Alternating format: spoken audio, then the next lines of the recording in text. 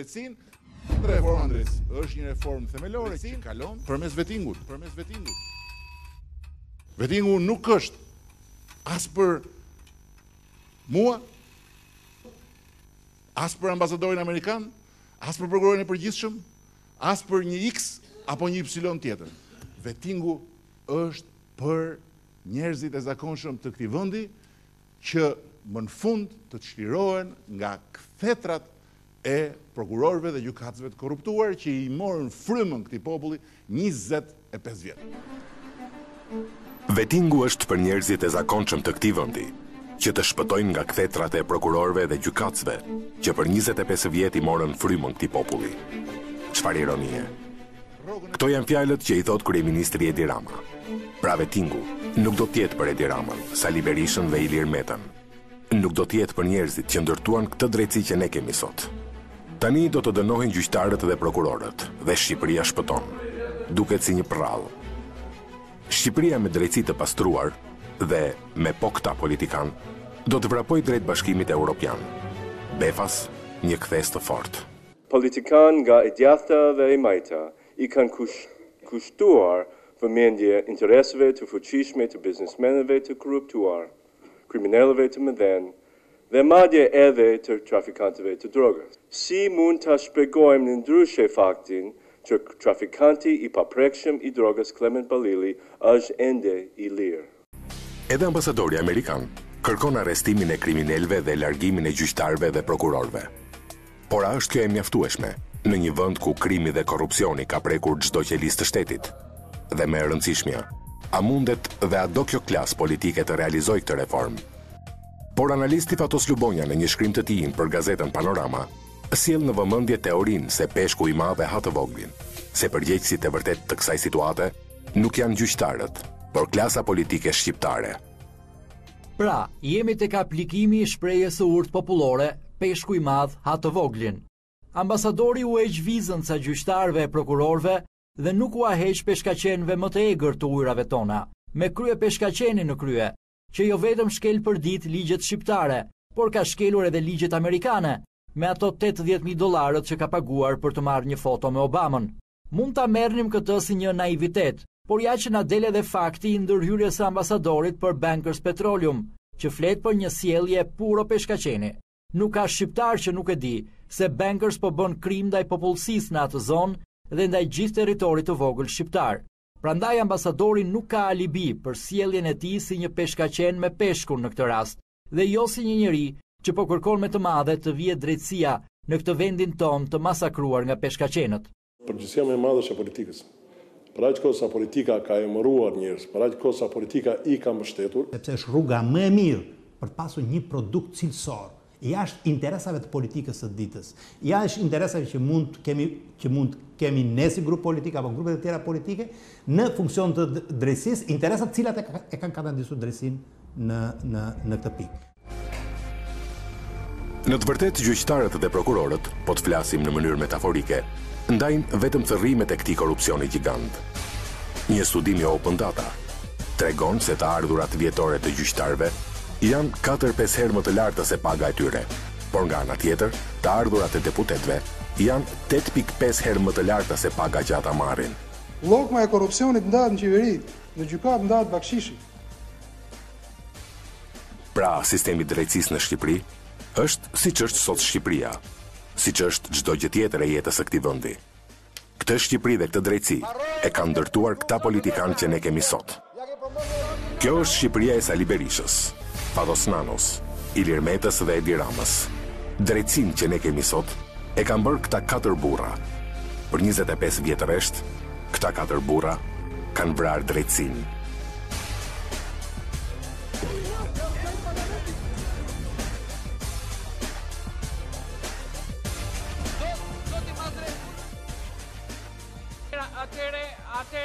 Ne kemi këtë drejtësi, sepse kështu kanë dashur Fatos Nano, Ilir Meta, Edi Rama dhe Sali Berisha.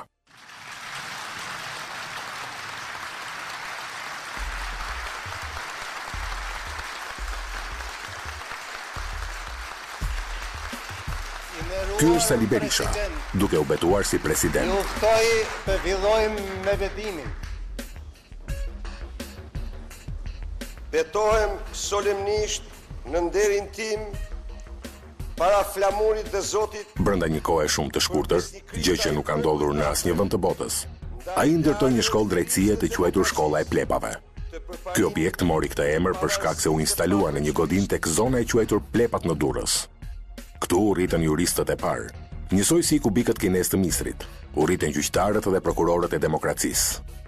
Studentët e Plepave u diplomuan brenda 6 muajsh. Sapo ata morën diplomat, Sali Berisha u vuri në krye të tyre një prokuror me emrin deri atëherë të padëgjuar, Alush Dragoshi. Me partinë në njërën dorë dhe me drejtësi në dorën tjetër, Sali Berisha mori në dorë të gjithë fatet e vendit. Në fillim u arrestua kryetari i Partisë Socialiste Fatos Nano. Duke përdorur prokuror dhe gjyqtar kamikaz, Fatos Nano u dënua me 10 vjet burg.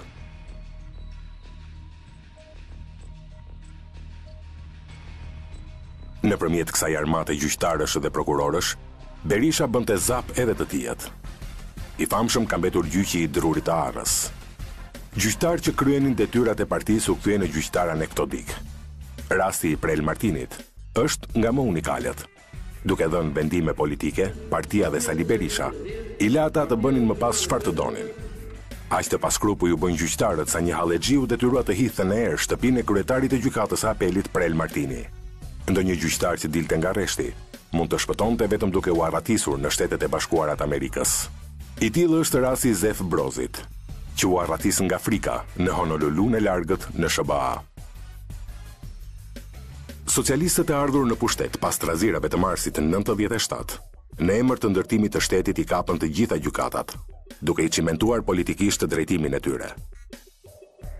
Madje ata organizuan një test të ngjashëm me vettingun e sotëm, për të krijuar opinionin se do të eliminonin gjyqtarët e paaftë. Në fakt, rezultoi se testimi me shkrim ishte një fars, pasi vetëm 2 prej të gjithë trupës gjyqësore u shkarkuan. Ndërkohë në radhët e prokurorëve, me dorëheqjen e Alush Dragoshit, të majtët vendosën në postin e kryeprokurorit Arben Rakipin. Ky u përgjigj nderit që i bën socialistët, duke arrestuar disa drejtues të Partisë Demokratike për trazirat e marsit 97, mes të cilëve dhe ish ministri i mbrojtjes Afet Xhulali. Procesi gjyqësor rezultoi të ishte një fars. Por edhe Arben Rakipi nuk mbylli dot mandatin e kreut të akuzës. Në përplasje edhe me socialistëve, ai u shkarkua nga Kuvendi i Shqipërisë për akuza dhe kundër akuza shumë të forta nga palët politike. Arben Rakipi, si komisar politik, bashkëpunëtor në krime të rënda politike, protektor i trafikantëve të fëmijëve, vajzave të Shqipërisë, drogës dhe trafiqeve tjera kriminale, i korrupsionit qeveritar, shkatroi tërësisht institucionin e akuzës. Të gjitha insinuarat apo sulmet mbi emrin e përveçëm të kryeprokurorit janë tashmë përpjekja më e qartë për ta vënë sërish institucionin e akuzës nën presionin dhe kontrollin e drejt për drejt të strukturave të politikës me krimin dhe aleancave amorale dhe ilegjitime politike. Unë nuk jam dakord me demagogjin e 2 binjakëve akoma destruktiv të politikës shqiptare. Teodori Sollaku u emërua në vitin 2002 në detyrën e kryeprokurorit me konsensus të plot mes palëve. Fatos Nano dhe Sali Berisha panë tek Sollaku juristin që do të luftonte krimin dhe korrupsionin. Emrimi i Sollakut u pranua nga Berisha sepse në kohën që Berisha ishte president, Sollaku kryente detyrën e këshilltarit juridik të tij.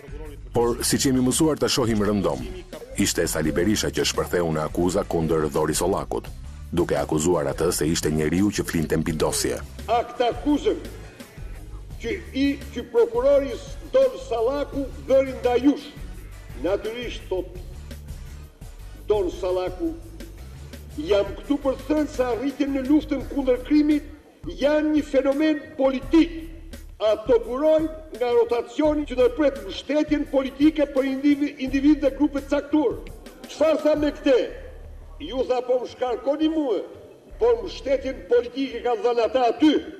Keni treguar se jeni sklever të atyre klaneve që këtu jo asisht ja u faturoj ju. Në vitin 2005, me ardhje në pushtet, Sali Berisha nuk la gur pa lëvizur derisa shkarkoi Teodori Sollakun. Nuk e dhash dorëheqjen sepse nuk kisha motiv ta bëja një gjë tillë. Motivi vetëm që zoti Topi i kërkonte dorëheqjen prokurorit të përgjithshëm, ishte plotësimi i kapriços së shefit tij, që fatkeqësisht zoti Topi ishte i pafuqishëm t'i thoshte ndal. Në vitin 2007, Berisha miratoi emërimin e Ina Ramës në krye të akuzës, duke e quajtur Silvia Konti e Shqipërisë. Unë prisja nga ju një falënderim për Presidentin e Republikës për mënyrën jashtëzakonisht të pjekur se si përzgjodhi.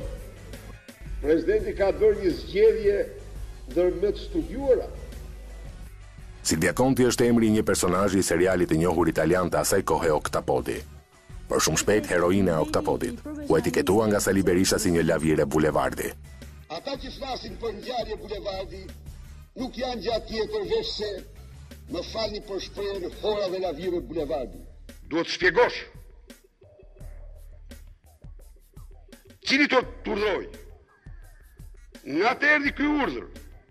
Në vitin 2012, Aleanca Berisha-Meta solli në krye të akuzës Adriatik Lallën. Një jurist pa ndonjë profil të lartë publik u vendos aty edhe me vota kundër opozitës së majt. Me deklarata të forta publike për arrestime, Adriatik Lalla po e mbyll më së miri mandatin si kryeprokuror, edhe pse në të vërtetë s'ka bërë asnjë arrestim të bujshëm në nivel politik, duke e lënë prokurorin në të njëjtin vegjitim si paraardhësit e tij. Për 2 vjet rresht, ashtu si bujqit që thonë që në vjeshtë do mbjedhin të lashtat. Ai u bë i famshëm sepse deklaronte se në vjeshtë do të kryente arrestime.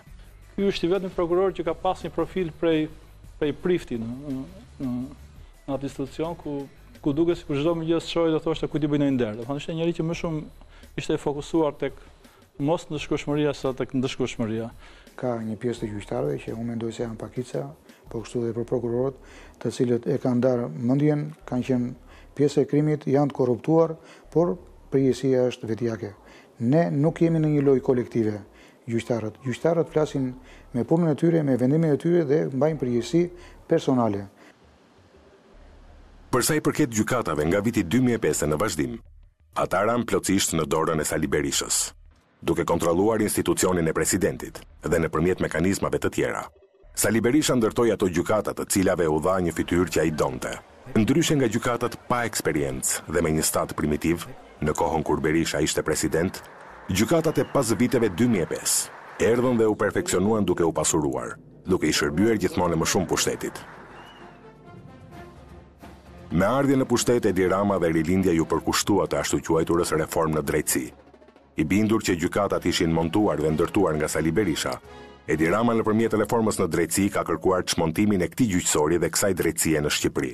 Reforma në drejtësi do të jetë e thellë dhe do të zhvillohet mbi bazën e vetdijes se kemi të bëjmë një kancer, nuk kemi të bëjmë një grip, dhe kanceri luftohet me kimioterapi dhe jo me aspirina. Kimioterapia e trupit të sëmurë e aty organeve të sëmura, në qoftë se zbatohet keq, nuk do të kemi shërim, por do të kemi përkeqësinë të këtij trupi të sëmurë dhe gjendja kanceroze e këtij trupi do të vazhdojë deri në vdekjen e tij. Të mora një shembull nga mjekësia, një shembull me të cilën ne jemi krahasuar si një pjesë kanceroze e sistemit drejtësisë dhe e gjithë shoqërisë në Shqipëri. Duke përdorur fuqitë dhe kredencialet e zyrës së Sorosit, shoqëria e hapur për Shqipërinë, mazhoranca e majt, duket sikur po përpiqet t'ia kthejë drejtësinë jo drejtësisë, por t'ia heqë Sali Berishës dhe ta rrëmbej për vete. Duke shfrytzuar edhe ambasadorin e SBA-s Donald Blu dhe ambasadoren e BE-s Vlautin, mazhoranca e detyroi opozitën që të votonte mes natën e 21 korrikut 2016 reformën në drejtësi. Nuk kemi përzier me afera korruptive dhe kemi ballë një lart të shikojmë këdo në sy në lidhje me dhe japim llogari para kujdo, siç kemi dhënë llogari para institucioneve që ne kontrollojmë, por do japim llogari me ballë një lart edhe ndaj procesit të vettingut. Nuk trememi fare. Sot sistemi i drejtësisë i ngjan një skuadër futbolli. Një skuadër futbolli e cila dikur ka qenë luftonte për fitimin e kupës ose kampionatit, po aktualisht kjo skuadër futbolli me ata lojtar ka rënë në kategori 2 dhe të 3. Ligji i vettingut si thelbi i reformës në drejtësi, i votuar në datën 31 gusht 2016, u ankimua nga Partia Demokratike në gjykatën kushtetuese. Kjo gjykatë e gjendur në një presion të jashtëzakonshëm, dha një vendim që e cilësoi të ligjshëm vettingun. Vettingu është një proces që me mbikëqyrje ndërkombëtare do të kalojë në sit të gjithë gjyqtarët dhe prokurorët në vend. do të kalojnë në sit, jo vetëm aftësitë profesionale, por mbi të gjitha, si këta gjyqtarë dhe prokuror, kanë vënë parat dhe pasurinë e tyre. Tek sistemi jonë është një gjë shumë e mirë, që zezami të bartë ngelet për ndoshta edhe 100 vjet. Në sistemet e tjera është një pikpyetje e madhe, sepse e dim nuk marrin vesh se ç'ndodh, siç jemi të gjithë dëshmitar. Por çfarë vlere ka reforma në drejtësi apo vettingu i famshëm pa një reformizëm dhe vetting të sistemit politik në vend? Duket sikur e gjithë kjo reformë u krye për të goditur peshqit e vegjël në sistemin e drejtësisë. Peshqit e mëdhenj, ata që e ndërtuan, e përdorën dhe përfituan prej kësaj drejtësie që nuk do të pësojnë asgjë. Sot, Edi Rama, Ilir Meta dhe Sali Berisha, në drejtimin e ambasadorit të SBA-s Donald Lu dhe ambasadores së BE-s Vlautin, do t'i sjellin Shqipërisë një drejtësi tjetër. Sot ndihemi në presion psikologjik. I vetmi presion që është presioni psikologjik, është tendenca shumë e madhe dhe është ngritja e një opinioni shumë të keq për sistemin gjyqësor. Në këtë lloj reformimi nuk duhet ngatruar ose nuk duhet vazhduar me emra të përgjithshëm, sepse gjithë trupat gjyqësore apo prokurorë, të cilët kanë në përbërje të tyre shumë njerëz të ndershëm, vazhdojnë janë shumë të friksuar dhe në momentin që një gjyqtar dhe prokuror është i friksuar, kur nuk ka për të dhënë një vendim objektiv, por do të jap një vendim për cilën do të ruajë vendin e tij punës. Edhe unë nuk e përjashtoj veten që mund të kem bërë gabime gjatë gjithë aspektit tim profesional në 23 vite pune që kam unë në sistemin e drejtësisë. Disa kanë dhe 35, kanë dhe 40 vite pune, por këto gabime nuk kanë qenë të aspektit korruptiv, kriminal. Megjithatë, hera erës nuk mungojnë fjalë që nëpërmjet kësaj reforme, Edi Rama do të godasi Ilir Metën dhe Sali Berishën. Më të rrezikuar janë Berisha dhe Meta, natyrisht, se këta janë dhe artikuluar, njihen ndërkombëtarisht, familja e këtij tjetrit. Një nga ideatorët më të rëndësishëm të kësaj reforme, ambasadori Lu, guxon të shkojë të godas deri tek prokurori përgjithshëm. Shembulli më i fundit për këtë është veprimi i prokurorit të përgjithshëm të Shqipërisë. Për më shumë se 18 muaj, ai ka folur vazhdimisht dhe me zë të lartë kundër reformës në drejtësi. Pas ndërhyrjes së ambasadorit amerikan, prokurori e rrezikuar përgjigjet duke humbur qetësinë dhe duke ngritur kundër akuza për ambasadorin. Kjo lëvizje për të cilën rithekson, që është as pak diplomatike, ka disa arsye të cilat lidhen me qëndrime dhe përfitime personale të ambasadorit të Shteteve Bashkuara të Amerikës në Tiranë, zotit Donald Lu. Një ndër ata gjyqtar dhe prokuror të cilëve ju refuzua viza, isha dhe unë do të isha i kënaqur nëse do të mbëje qartë sepse arsyet, pse muosh e drejta për të shkuar në Shtetet e Bashkuara të Amerikës. Në shumicën e atyre gjyqtarëve, të cilët ishin bashkë të pranishëm me mua në procesin e refuzimit të vizave, për mendimin tim e sa një ka qenë gjyqtar të ndershëm. Ndërkohë, kryetari i Parlamentit Ilir Meta, duke kuptuar që shigjetat e reformës mund të shkojnë deri tek ai, ngretonet e veta. Nuk do të ketë 2 procese vettingu. Dhe as 3 procese vettingu. Pra i proces vettingu i bërë nga seksioni konsullori ambasadës amerikane, një proces vettingu i bërë nga seksioni konsullori ambasadës gjermane, një nga i ambasadës greke, apo një nga i ambasadës italiane apo franceze. Do të ketë vetëm një proces vettingu që do të bëhet sipas institucioneve shqiptare. I vetmi njeri i qetë, që e di që nuk do ta gjejë gjë nga kjo reformë, deklaron. Dhe edhe vetë reforma në drejtësi nuk është për ne. Është për ju. Është për ju. Pra, reforma do të kapë sardelet, por jo peshqit e mëdhenj.